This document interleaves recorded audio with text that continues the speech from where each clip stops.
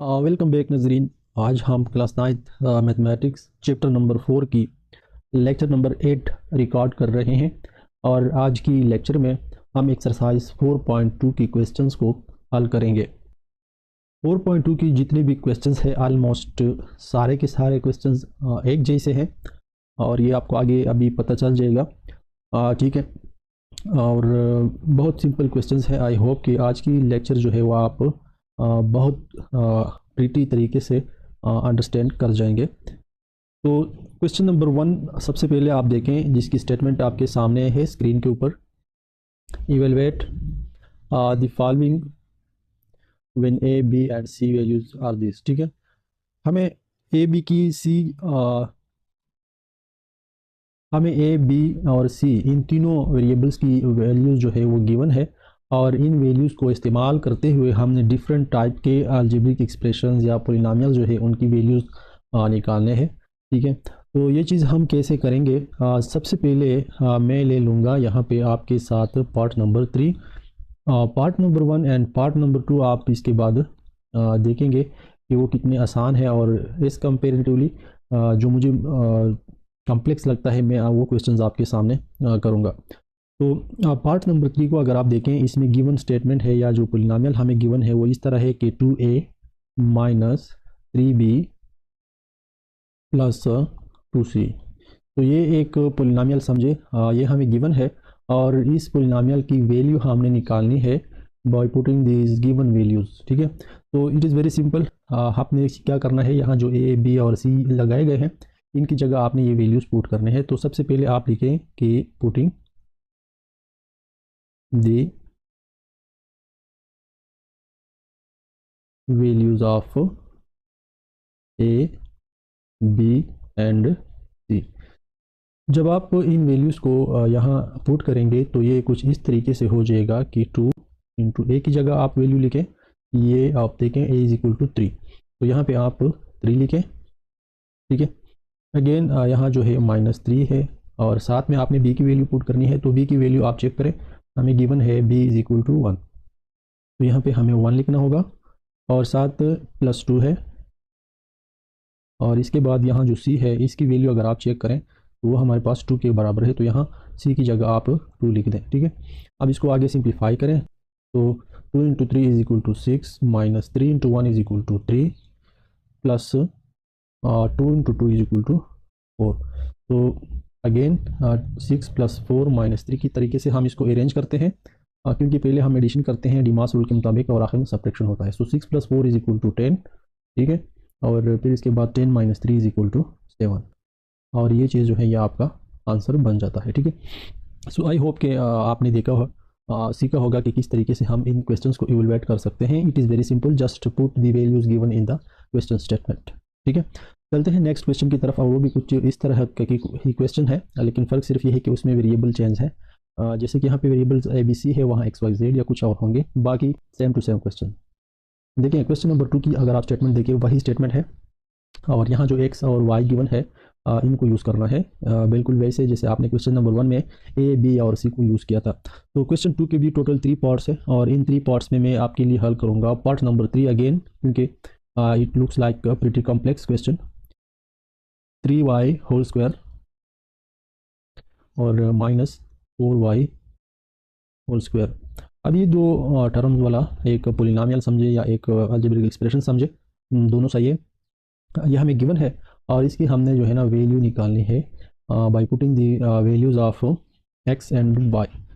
यहाँ पे मैं आपको बताता चलूँ कि ये हमने y लिखा है जबकि यहाँ पे ये y नहीं है, इट इज़ एक्चुअली x। ठीक है, so when you put the values of x and y in this, so first of all you have to write the statement putting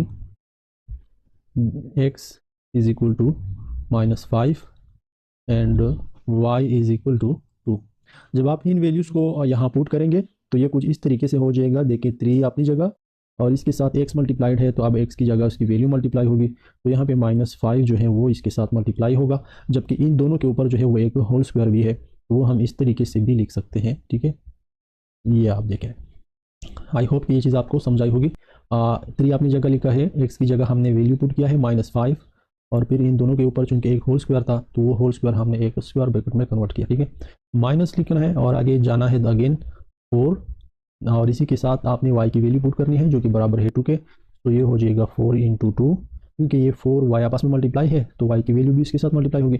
हाँ, इन दोनों के ऊपर जो होल स्क्वायर है वो आप इस तरीके से रिप्रेजेंट करें, ठीक है, इस तरह।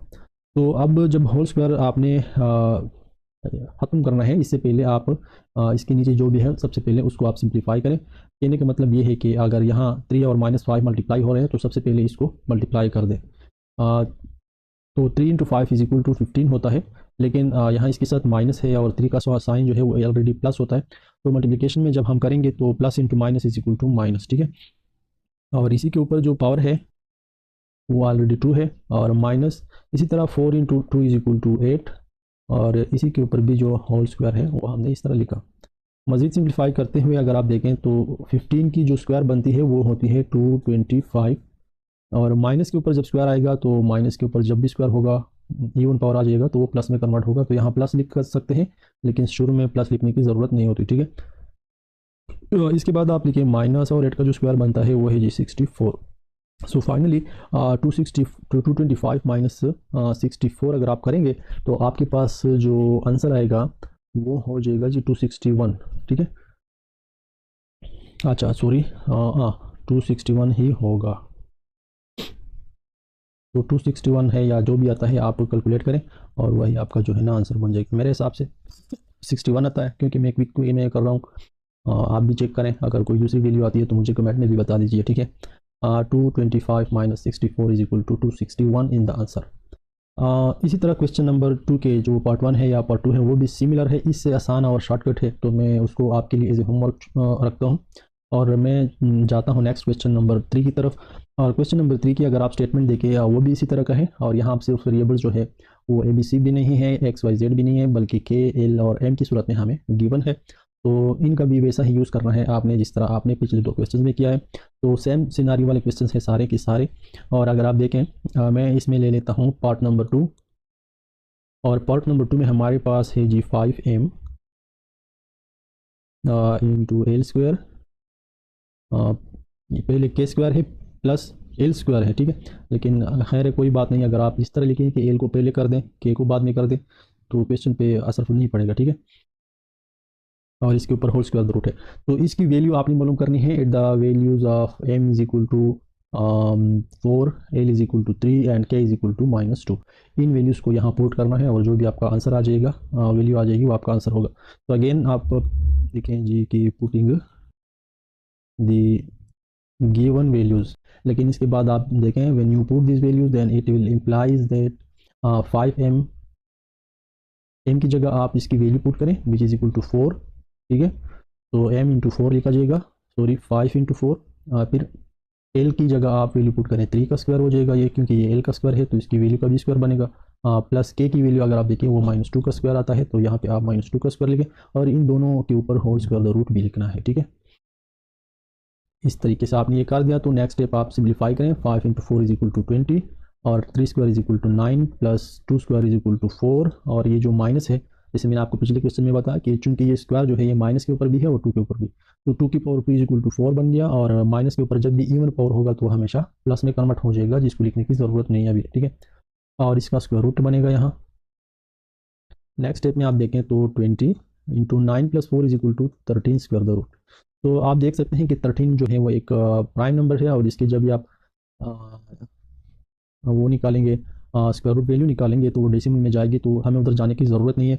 आप इसी पॉइंट पे इसको डिक्लेयर कर सकते हैं इस आंसर ऑफ दिस क्वेश्चन, ठीक है। अगर यहाँ कोई परफेक्ट स्क्वायर आता है तो बेशक आप इसकी स्क्वायर रूट वैल्यू निकालें, क्योंकि उसमें आपका टाइम नहीं लगेगा।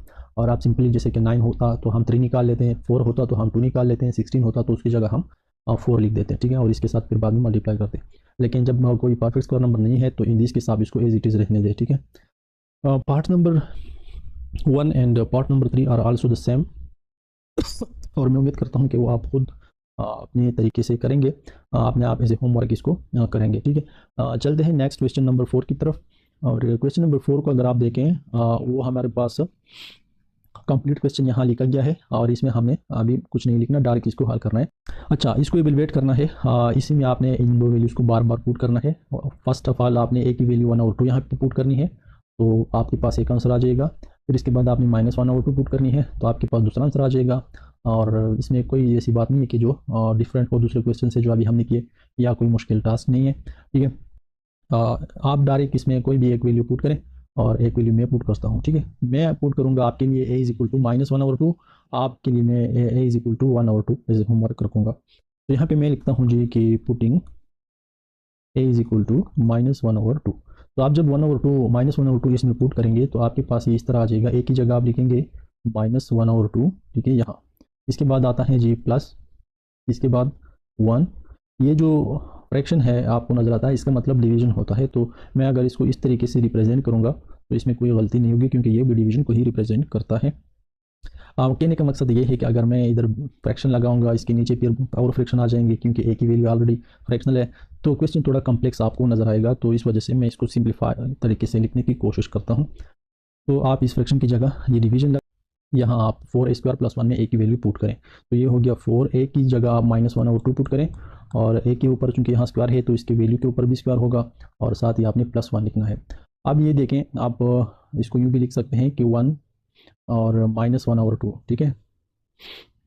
1 -1/2 या -1/2 +1 ये एक ही बात होती है, ठीक है। मैं सिर्फ इसको रीअरेंज कर चुका हूँ। अब चूंकि यहाँ ये दोनों ऐड हो रहे हैं, तो सबसे पहले चलें एक बार लिख लेते हैं पूरा क्वेश्चन।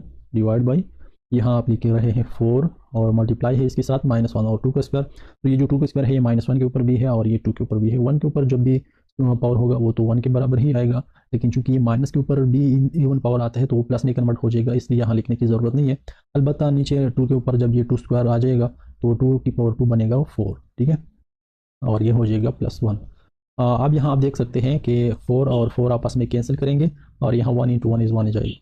और इसी तरह यहाँ पर अगर आप देखें तो इस 1 के नीचे, क्योंकि इसी फ्रैक्शन के साथ अगर आप नॉन फ्रैक्शनल नंबर इस तरीके से ऐड करते हैं या सेपरेट करते हैं तो आपको उसको भी इन फ्रैक्शन रिप्रेजेंट करना होगा, क्योंकि आपने एलसीएम वगैरह लेना पड़ेगा। तो यहाँ पे मैं 1 कंसीडर कर सकता हूँ, क्योंकि 1 और 1 is again equal to 1। But यहाँ इस तरह करने का मकसद ये है कि हम एलसीएम को अच्छी तरीके से ले सकें। अब इन दो नंबर्स को 1 और 1 से माइनस करना है 1 और 2। सो जब आप 2 फ्रैक्शंस ऐड या सेपरेट करते हैं तो आपको एलसीएम लेना पड़ता है, और एलसीएम का शॉर्टकट तरीका ये है कि आप नीचे वाले को आपस में मल्टीप्लाई करें, देखें 1 और 2, तो आपके पास नीचे ये एलसीएम बन जाएगा। और ऊपर जो है वो आप क्रॉस मल्टीप्लिकेशन करें, जैसे कि 1 और 2, अगर यहाँ माइनस है तो आप माइनस लिखते हैं, अगर आप इसको ऐड कर रहे हैं तो यहाँ पर आप प्लस लिखें। और इसी तरह आप ये वाला क्रॉस मल्टीप्लाई करें तो 1 × 1 = 1, ओके। और यहाँ पे डिवाइड बाई, यहाँ पे आप देखें ये कैंसिल आउट हो चुके हैं, यहाँ पे 1 आ चुका है, तो इनको आपस में मल्टीप्लाई करें तो 1 × 1 = 1 and 1 + 1 is totally equal to 2। I hope कि ये चीज़ आपको समझ में आया होगा। अब आगे इसको अगर आप सिंप्लीफाई करते हैं तो आपके पास आ जाएगा 2 - 1 1 डिवाइड बाई 2, और इसी तरीके से डिवाइड बाई 2, और इस 2 को मैं 2/1 भी लिख सकता हूँ, क्योंकि 1 जो है वो आप किसी भी वैल्यू के नीचे लिख सकते हैं एज ए डिनोमिनेटर। 2/1 से क्या मतलब है, ये तो आपको कंफ्यूज करने वाली बात हो गई, क्योंकि इस तरह की क्वेश्चन तो आपने कभी नहीं किए होंगे। तो कोई बात नहीं, आप सिंपली एक स्टेप करें कि ये मल्टीप्लिकेशन में कन्वर्ट कर दें, ठीक है। तो आप यहाँ लिखते हैं 1/2 और मल्टीप्लाइड बाई, जब आप डिवीजन को मल्टीप्लिकेशन में कन्वर्ट करते हैं तो इसके बाद जो वैल्यू होगी उसको आपने रेसिप्रोकल में लिखना है, यानी उल्टा करना है। तो 1 ऊपर जाएगा 2 की जगह और 2 नीचे आएगी 1 की जगह। अब 1/2 एंड 1/2, जब दो फ्रैक्शंस आपस में मल्टीप्लाई होते हैं तो आपको पता है कि ऊपर वाले आपस में मल्टीप्लाई होंगे और नीचे वाले आपस में। तो 1/2 × 2 = 4, and this is the answer of your question. When you put the value of a = as -1/2, आप a की वैल्यू 1/2 पुट करें और जो भी आंसर आता है वो आप मुझे कमेंट सेक्शन में बता दीजिए, ठीक है। I will check it for you. Next and the last question of this exercise, फिर हम इसको वाइंड अप करते हैं, और वो है हमारा क्वेश्चन नंबर 5। क्वेश्चन नंबर 5 में हमें a, b और c की वैल्यूज गिवन है, s की वैल्यू भी गिवन है, और हमें ये वैल्यू कैलकुलेट करनी है x के लिए, ठीक है। तो सबसे पहले आपने अगर देखना है यहाँ कि जब आप x की find the value of x, ठीक है, ये वैल्यू आप जब कैलकुलेट करेंगे तो इसमें आपके पास s यूज़ होना है, a ने यूज़ होना है, b ने यूज़ होना है और c ने यूज़ होना है। तो आप देखें कि आपके पास ये सारी वैल्यूज़ हैं, तो a भी ऑलरेडी हमारे पास है, b भी हमारे पास है, c भी हमारे पास है, s भी हमारे पास गिवन है, लेकिन इसके आपने इस फॉर्म में आपके पास नहीं है जिस तरह आपके पास इन वैल्यूज़ की मतलब डिजिटल वैल्यू है, ठीक है। तो इसकी वैल्यू भी आपने सबसे पहले फाइंड आउट करनी है और बाद में आपने इसमें पुट करने हैं इन सारे को, ठीक है।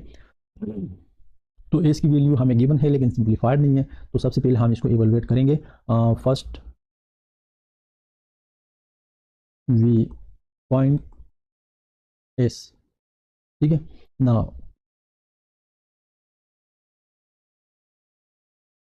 एस हमारे पास किस चीज़ के बराबर है, A plus B plus C divide by 2।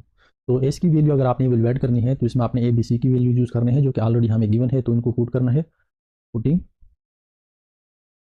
A B और सी, इनकी वैल्यूज आपने पुट करनी है जो आपको गिवन है। तो जब आप इस तरीके से इनमें पुट करेंगे, देखें ए की जगह आप लिखें 9 प्लस बी की जगह आप लिखें 12 प्लस सी की जगह आप लिखें 15 डिवाइड बाई 2। तो ये आप कैलकुलेट करें, ठीक है।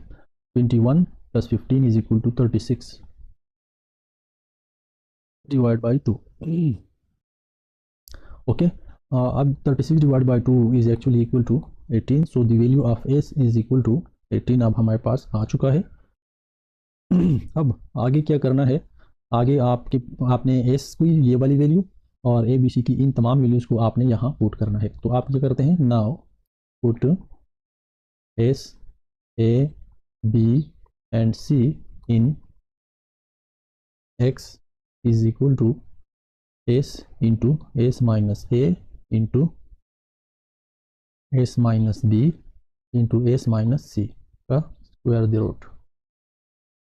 इन तमाम वैल्यूज़ को आपने पुट करना है इस चीज़ में, इन एक्स दिस वन, क्योंकि हमें ये रिक्वायर्ड है। सो जब आप इन वैल्यूज़ को यहाँ पुट करेंगे तो ये इस तरह होगा, एक एस की जगह आप लिखेंगे जी 18 and 18 minus 9 and 18 minus 12 and 18 minus 15, ठीक है। और इसका होल स्क्वायर द रूट भी है आपके पास।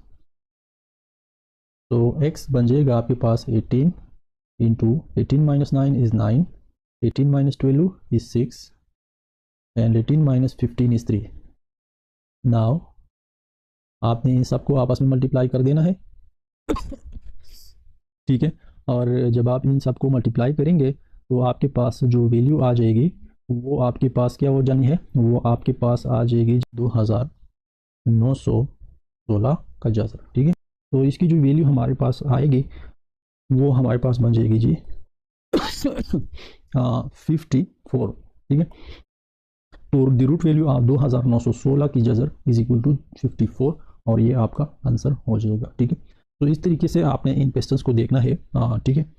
और इसमें ऐसी कोई मुश्किल बात नहीं है, आपको गिवन वैल्यूज ऑलरेडी गिवन है और आपने सिर्फ उन वैल्यूज़ को पुट करना है in the given statements. So I hope कि आज के लेक्चर से आपने जो कुछ क्वेश्चंस मैंने हल किए वो सीखे होंगे और एक्सरसाइज 4.2 की यहाँ पे इख्तिताम होती है। मिलते हैं नेक्स्ट लेक्चर में एक नया टॉपिक के साथ, तब तक के लिए मैं आपसे इजाज़त चाहूँगा। अल्लाह हाफिज़।